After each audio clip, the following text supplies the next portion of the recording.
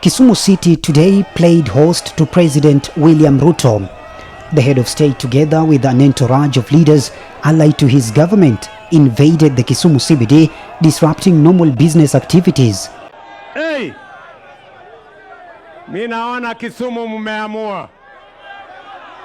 Kwanza watu wa Kisumu, kwa heshima kubwa, mimi nawashukuru sana kwa sababu leo mmeamua ya kwamba tutembee pamoja safari ya kutoka Kondele mpaka hapa Kibuye.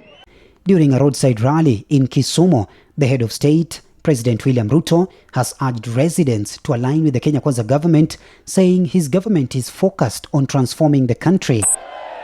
Kisumu hoye! Mimi niliwaeleza sawa sawa. Mimi niliwaambia ya kwamba ile reli ambayo imetoka kule Mombasa imekuja kukwama hapo Mai Mahiu.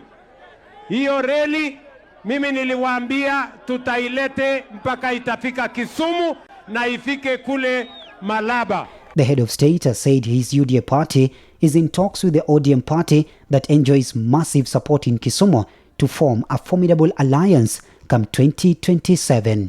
Mimi nawauliza watu wa Kisumu, nawauliza ruhusa.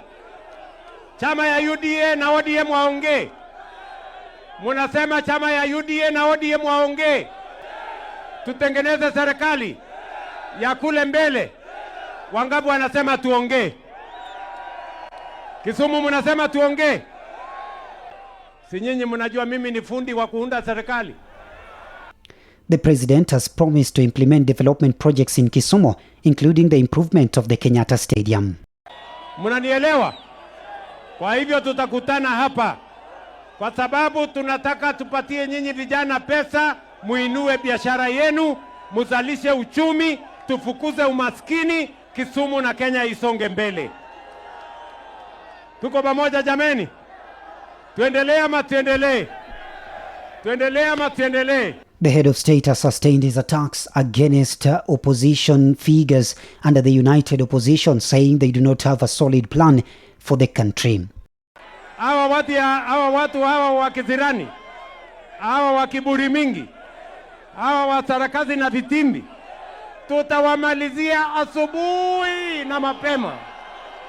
Leaders from Kisumu and the Greater Nyanza region have vowed to stick with the broad-based government, vowing to campaign for Ruto's re-election in 2027. President Raila Amolo Odinga said he was taking us to Canaan. We want you to take us to Canaan through Singapore! Elvis Omondi, Truth FM News Point.